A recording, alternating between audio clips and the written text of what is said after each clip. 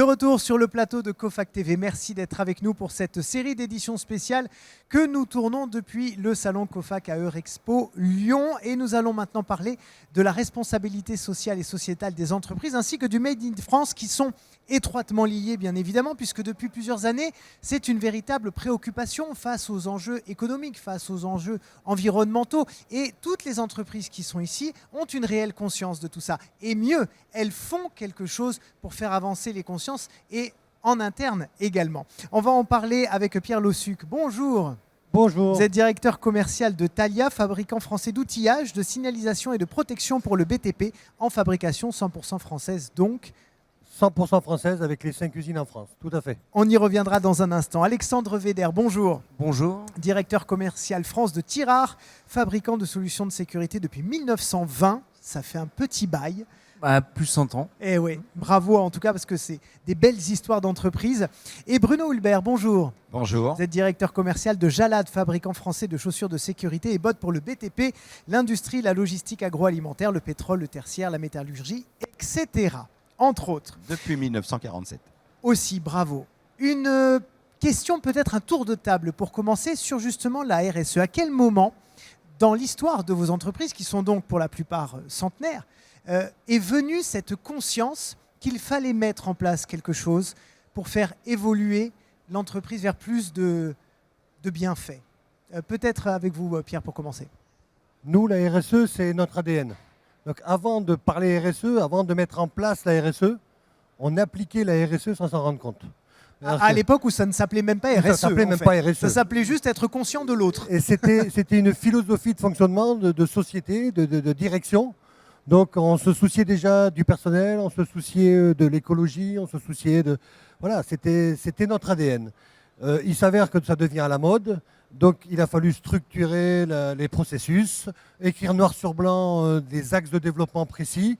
Et donc on a structuré notre ADN pour justement nous permettre de mettre en avant la réalité des décennies passées. Alexandre Véder.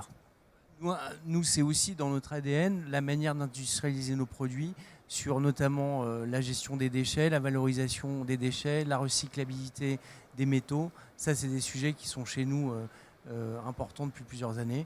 Donc, ça fait partie aussi de... Enfin, c'est un travail de... Alors, j'ai pas l'ancienneté pour dire le nombre d'années, mais c'est un travail qui est effectivement fort chez nous. Bruno Hulbert. Eh bien, chez Jalat, la RSE est effective depuis de nombreuses années, même effectivement sans le savoir, dès les années 70-80, l'entreprise sur le premier socle économique déjà vérifié et vous souhaitez mettre tout en place pour pérenniser l'entreprise, et également sur l'aspect sociétal à travers les salariés, partager avec eux la participation tant qu'il y avait des bénéfices. Et le tout s'est accéléré avec de la relocalisation depuis 2018, puis ensuite des produits éco-conçus depuis 2021-2022. Alors, nous avons des médaillés sur ce plateau. Nous avons une médaille d'argent EcoVadis ici, médaille de bronze. Vous avez également la certification donc, ISO 14001. Quelles sont les actions que vous avez mises en place concrètement pour arriver à tout ça? Alors, je parlais notamment des déchets. En fait, l'objectif du 14001 de la certification, c'est de maîtriser les impacts environnementaux de notre industrie. Donc, ça passe par la gestion des déchets, la valorisation des déchets, parce qu'aujourd'hui, on fait du décolletage, on travaille notamment le laiton. Donc, comment récupérer le laiton pour le revaloriser derrière et le recycler. Sur les huiles, donc, on utilise beaucoup d'huile. Nos huiles sont quasiment en circuit fermé, c'est-à-dire qu'on ne rejette pas d'huile pour la fabrication, pour le décolletage. Donc tout ça, c'est des choses qui nous ont amené effectivement au 14001 et aussi à l'EcoVadis médaille de bronze, avec d'autres points, notamment les emballages. Donc on utilise aujourd'hui 50% de nos emballages sont des emballages recyclés, du carton. Nos transporteurs, on choisit des transporteurs qui ont une politique RSE. Donc, voilà. Et tout ça, ça nous a amené effectivement à l'EcoVadis médaille de bronze. Et on a un objectif d'avoir l'argent comme SOFOP bientôt, et ensuite l'or, et ensuite aboutir à la norme ISO 26000, voilà, qui regroupe un peu tout. Et là, ça va au-delà, ça va aussi sur l'homme, sur la loyauté, il y a beaucoup d'impact sur l'ISO 26000. Pierre, ça vous parle ça? Ben oui, automatiquement, ça nous parle. On a travaillé pour mettre noir sur blanc tous ces points-là. on ne s'attendait pas à avoir la médaille d'argent, à vrai dire. On a mis noir sur blanc tous les process de notre fonctionnement du quotidien. Et quand on a eu le résultat des notes EcoVadis avec médaille d'argent, notre patron nous a dit « Nous sommes que argent ». Il était un peu déçu. Mais comment se fait-il? On lui dit « Mais vous savez… » C'est déjà très bien. Argent, c'est déjà une short list de fournisseurs. Oui. Il me dit, mais 2023, il faut qu'on soit or. Donc, on est en train de travailler fortement sur les points faibles, mais qui étaient des points faibles d'écriture, de procédure. Parce que déjà, le respect avec nos fournisseurs et nos clients, c'était déjà noir sur blanc. Les recyclages étaient mis en place. L'utilisation de produits recyclés était déjà mis en place. Donc l'objectif pour nous, c'est or à court terme, parce qu'on veut vraiment mettre en avant cet ADN qui date de 1968, puisque c'est l'origine de la société. On se reverra l'année prochaine et on verra si on fêtera l'or tous ensemble. On croise des doigts. C'est vrai que dans la responsabilité sociétale des entreprises, il y a le volet Made in France. Ça, c'est très important puisque quand on est en France, on fait travailler des personnes de notre pays. Ça soutient l'économie locale. C'est aussi des circuits plus courts. Donc en termes d'environnement, c'est bien meilleur pour la planète. Il y a plein d'enjeux et plein de bienfaits du Made in France. Chez Jalad, justement, comment est-ce que ça se concrétise ? Eh bien, le Made in France chez Jalad, il se concrétise par un label bleu-blanc-rouge sur lequel nous avons été agrémentés par la DGCCRF il y a maintenant plus de 4 ans. C'est un assemblage tiges et semelles réalisé en France qui se promu sur nos produits avec justement ce drapeau bleu-blanc-rouge qui va devenir de plus en plus un drapeau bleu-blanc-rouge-vert parce qu'on est sur des produits éco-conçus qui sont respectueux de l'environnement et 100% carbone neutre. C'est favoriser l'emploi local, le fait d'avoir une entreprise qui se développe, d'avoir démarré de la relocalisation de nos sites tunisiens vers la France en 2018. On faisait à l'époque à peu près 50 000 paires de chaussures labellisées bleu-blanc-rouge. En fin 2022, ce sont 210 000 paires de commercialisées.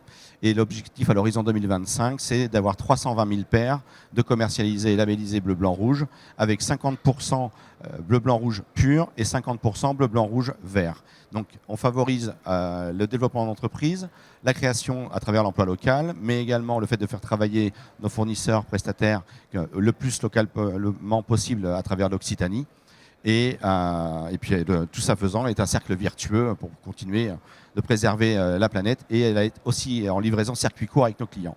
Et c'est déjà énorme parce qu'on sait que le Made in France c'est une belle idée philosophique, mais c'est pas toujours simple à mettre en place selon ses produits, selon en fait plein de critères. Donc déjà il faut saluer tout ça parce que ce sont de très très belles initiatives. Alexandre Veder, chez vous alors, le Made in France? Alors nous, le Made in France, pour le coup, c'est le démarrage de l'entreprise. L'entreprise est basée à Fressenville dans le Vimeux. Le Vimeux, c'est le berceau de la serrurerie en France. Donc effectivement, il y a encore quelques fabricants de serrures dans le Vimeux, dont nous faisons partie. Aujourd'hui, on fabrique à peu près 70% de notre chiffre d'affaires est fabriqué en France. Alors malheureusement, les produits asiatiques sont toujours là parce qu'il y a une problématique de prix. Maintenant, on continue de développer ce Made in France parce qu'on investit énormément dans nos outils industriels avec une politique d'investissement qui est très soutenue avec tous les ans plusieurs millions d'euros d'investis dans des nouvelles machines. Ça peut être des tours multibroches, c'est des machines de décolletage, de la presse, etc. On a un bureau d'études avec des ingénieurs qui développent des produits. Donc par exemple, j'ai un produit ici, une serrure universelle qui a été développée par nos ingénieurs. Et donc, on développe nos produits, on les fabrique et on essaye, alors là, ça dépend aussi des acheteurs des centrales, de leur volonté de communiquer sur du Made in France et de remplacer des gammes qui sont fabriquées aujourd'hui en Asie pour présenter des gammes fabriquées en France, notamment sur des cylindres ou des serrures encastrées. Aujourd'hui, on peut tout à fait avoir des produits qui sont accessibles, fabriqués en France. Et voilà, et ça, c'est dans notre on a vraiment espoir de développer ce fabriqué en France par le biais des centrales avec lesquelles on travaille. Pierre, vous avez quelques produits également devant vous qui sont made in France. Est-ce que vous pouvez nous les présenter? Bah oui. Aujourd'hui, la relocalisation, c'est vrai que c'est un objectif prioritaire pour nous aussi. Il y a deux axes. On veut relocaliser en France. Je pense au Niveau, par exemple, qui est ici présent. C'est des produits qui étaient achetés très loin Et aujourd'hui, on est le fabricant français entièrement intégré sur ce type de produit. Tout est fait en France. Attendez, ça m'inspire une question. Pourquoi on n'était pas capable de faire des niveaux en France avant? Si, on en faisait déjà des niveaux en France. On est d'accord. Mais avec des sous-traitants, et puis il y a aussi la main-d'œuvre de montage, de peinture qui coûte cher. Donc il faut optimiser par la robotisation tous ces éléments-là. Et il faut savoir aussi intégrer. Nous, on a une ADN d'industriel. Comme on a un ADN d'industriel, il faut qu'on soit autonome de A à Z. On parle du lingot, il faut qu'on moule, il faut qu'on peigne, il faut qu'on ajuste, il faut qu'on monte, il faut qu'on distribue, il faut que tout soit maîtrisé. Donc c'est une chaîne de production qui est lourde à réaliser. Mais c'est aussi le nerf de la guerre, puisqu'on maîtrise tous les éléments de la construction. Ça permet d'optimiser tous les éléments, ça permet de maîtriser la qualité de tous les éléments, et donc derrière dire, je vous garantis une qualité et une durabilité du produit, RSE, on y revient, 100% made in France, avec beaucoup de robotisation. C'est comme aujourd'hui ce dérouleur de bande, aujourd'hui sur le marché, il n'existait, c'est des petits produits, mais que de l'importation. Et on s'est dit, il se fait des volumes, on va le fabriquer nous-mêmes. Mais on va le fabriquer avec notre bureau d'études et développement, en amenant des petits plus de qualité, d'esthétique, du 100% français. Et aujourd'hui, tout ce qu'il y a sur le marché, c'est de l'import, sauf le nôtre. On est un poil plus cher, mais on amène des plus, et en plus, c'est du français. Donc c'est ça qui est important. C'est comme les couteaux, aujourd'hui, on se bat sur les couteaux de plaquistes. Beaucoup de produits arrivent d'importation. Nous, aujourd'hui, on dit, non, nous, c'est de la production, c'est 100% chez nous. Et d'ailleurs, notre patron nous dit, il faut qu'on fasse du marketing industriel. On invite les clients à venir nous visiter pour se rendre compte que ce n'est pas que des discours, c'est de la réelle production, 260 salariés, 5 usines, c'est réellement de la production. Pour revenir donc sur l'environnement et la RSE, je voudrais vous parler de la loi AGEC qui a été votée en 2020. Elle ambitionne de réduire les déchets et favoriser également le recyclage et le réemploi des produits. On en parlait il y a un instant, mais de quelle manière, par exemple chez Jalad, vous allez y répondre dans les années à venir? Parce que là, pour le coup, on a une loi et si vous êtes hors la loi, ça sent l'amende. Eh bien, écoutez, tout débute par un cercle vertueux sur des produits d'une gamme labellisée chez nous qui s'appelle J-Respect, sur la base de mesurer l'impact CO2 lors de la production de nos chaussures. Donc on a mesuré nos chaussures actuelles où on se situe entre 20 et 28 kg de dégagement de CO2 de la partie amont jusqu'à la fin de vie du produit, en faisant intervenir différents organismes, dont des organismes tiers, qui sont des organismes indépendants, puisque des fois on peut s'auto-labelliser, mais pour pouvoir fournir à nos clients des chaussures que l'on dit 100% carbone neutre, c'est bien de le dire, c'est bien de le faire. On pourrait nous mettre un procès, entre guillemets, de greenwashing. Or, nous avons au préalable mesuré l'impact de l'ensemble des achats matières premières, leur provenance, le lieu géographique, à travers un cabinet qui s'appelait Ernst & Young. Ensuite, une fois que nous avons mesuré, nous avons réduit l'impact de la production à travers nos usines en réduisant l'impact de production, mais également à travers la réduction sur les matières premières. Et en ayant mesuré puis réduit, on passe de 20-28 kg de CO2 en fabrication à environ 12 kg. Donc on a réduit, on part déjà dans un cercle vertueux et ensuite on vient investir dans les crédits carbone. Et le tout est certifié par Bureau Veritas, ce qui nous permet, qui nous mandate finalement et qui nous donne cette validation, certification d'un organisme indépendant. Alexandre Véder.